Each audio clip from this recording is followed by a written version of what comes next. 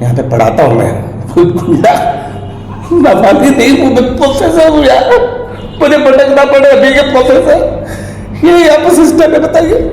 तो मैं लकी हूँ कि अथॉरिटी पर हमारे साथ है, and SP DSP and DC साहब सब हमें मदद कर रहे हैं, लेकिन इस तरह के गुंडे जो हैं ये बिल्कुल सुधरने वाले नहीं है। बहुत धमकियां दे, मैं मकान मालिक को धमकी जाके दे। পূর্বাঞ্চল প্রতিদিনের সংবাদে আপনাদের সবাইকে স্বাগত, সঙ্গে রয়েছি আমি শবনম।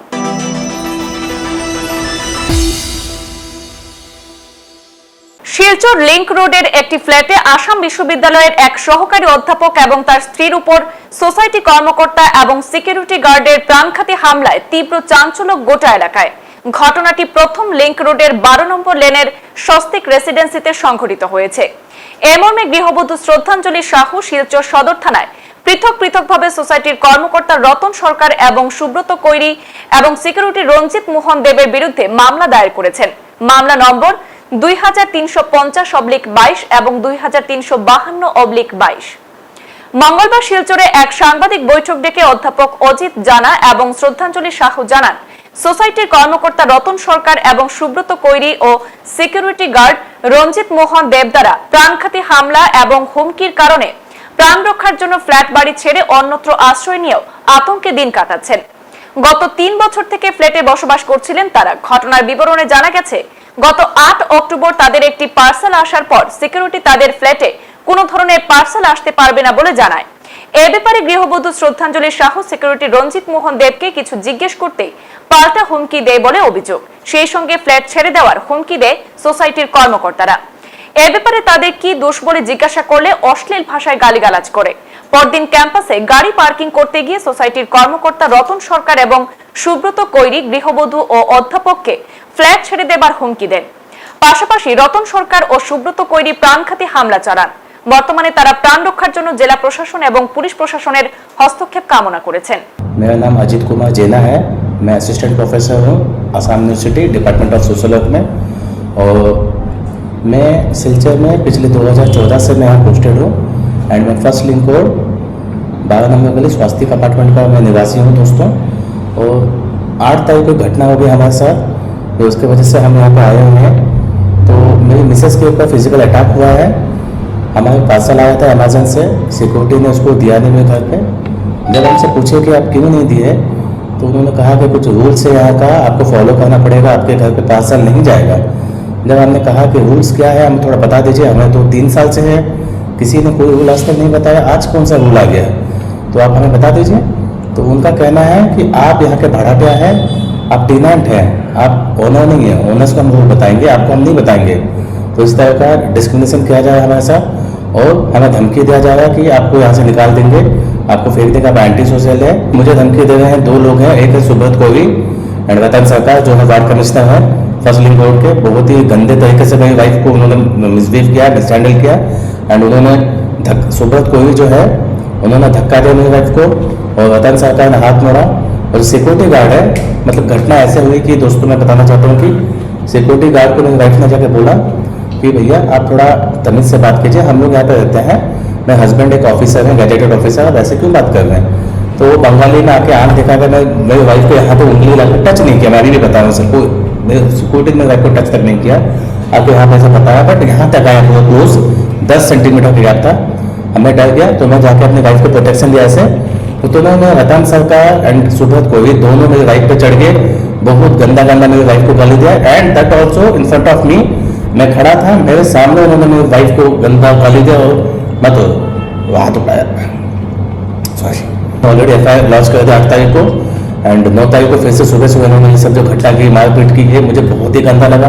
एक प्रोफेसर के साथ and that too with his wife family, आप ऐसे कर रहे हैं, ये एक्सेप्टेबल नहीं है। मतलब ऐसी जगह में जिसको हम एक्चुअली हम लोगों को ये लोग एंटी सोशल प्रूफ करना चाहते हैं कि हमारे वजह से सोसाइटी में दूसरे लोगों को प्रॉब्लम हो रहा है, बच्चे हमसे सीख रहे हैं, और पास में एक क्लब है वो उन लोगों को प्रॉब्लम हो रहा है। हम लोग ज़बरदस्ती दाखिल करके रखे हैं। हम लोग ऐसे नहीं हैं, हम लोग एजुकेटेड इंसान हैं, हम लोग एक सरकारी नौकरी करते हैं, हम लोग एंटी सोशल। मेरा खुद का भी एक छोटा बच्चा है। आप अगर चाहते हैं हम घर खाली करें तो सीधा सीधा बोल दीजिए आप घर खाली करें। ऐसे कमेंट्स पास करने की क्या जरूरत है कि आप अपना चेहरा मत देखो, भागो भागो भागो इधर से। हमसे कुत्ता जैसे बिहेव किया जाता है, ओनली बिकॉज हम डिमांड है।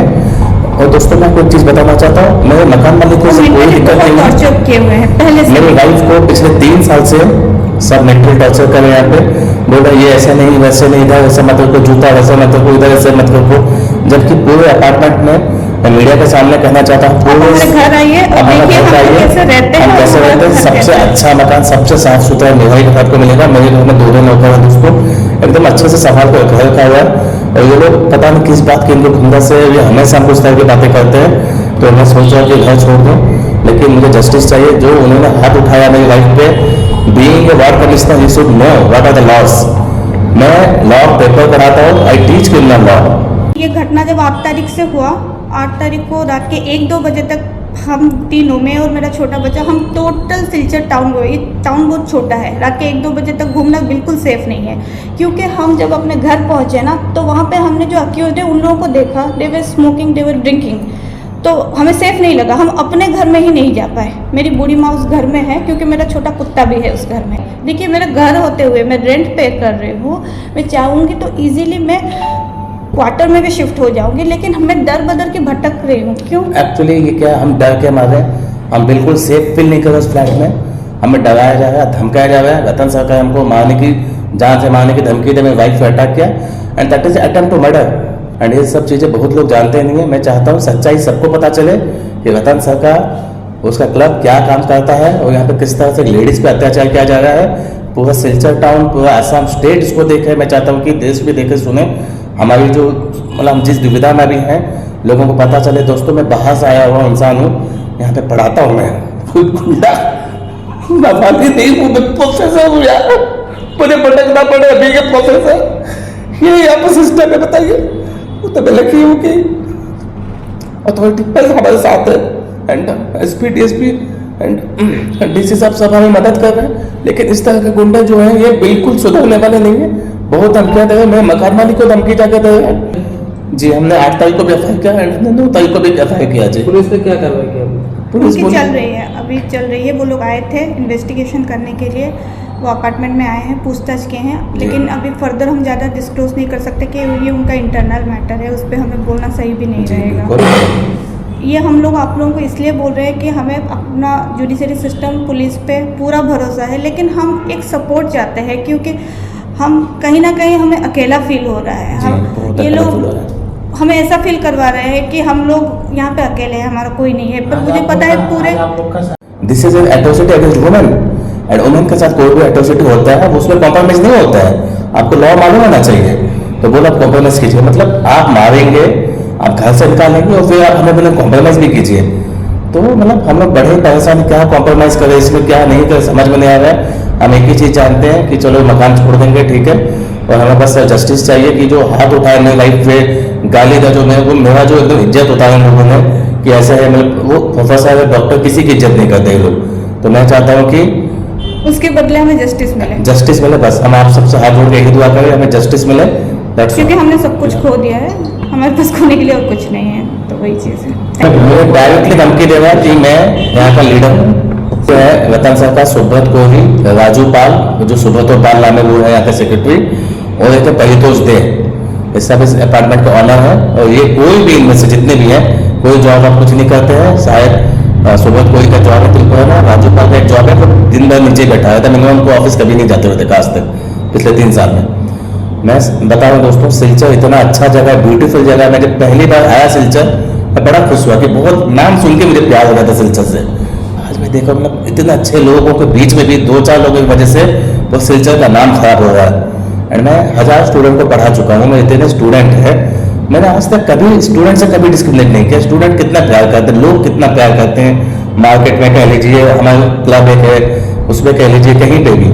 लेकिन ये जो 2-3 लोग अपने आप को पता नहीं है, कॉन्स्टिट्यूशन के ऊपर समझते हैं, लॉ एंड ऑर्डर सब इन्होंने हाथ पे ले लिया है, ये किसी के भी नहीं सुनते हैं, ये हर जगह उल्टा पुल्टा बात कर रहे हैं। और हम जैसे लोगों को जो गैजेटेड ऑफिसर है, क्लास 1 ऑफिसर, आज हमें कॉन्फ्रेंस करना पड़ा है only because of we want justice and we believe in judiciary.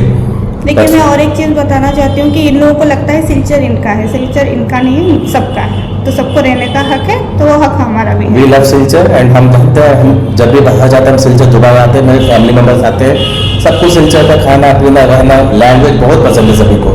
लेकिन ऐसा जो करेंगे ना, तो मुझे लगता नहीं कि बाहर से कोई आ पाएगा। फिर इस तरह की घटना दोबारा ना हो, इसके लिए मैं दरख्वास्त करता हूँ कि कम से कम आप लोग कुछ कीजिए। सर, मैं आप लोग से रिक्वेस्ट करता हूँ कि आप मीडिया पे इसको लाइए लोग, ताकि इसको देखें एंड इसके ऊपर कुछ कार्रवाई हो, तेज हो। এখনকার মতো বিদায় নিচ্ছি, ফিরছি পরবর্তী অন্যান্য সংবাদ নিয়ে। ধন্যবাদ।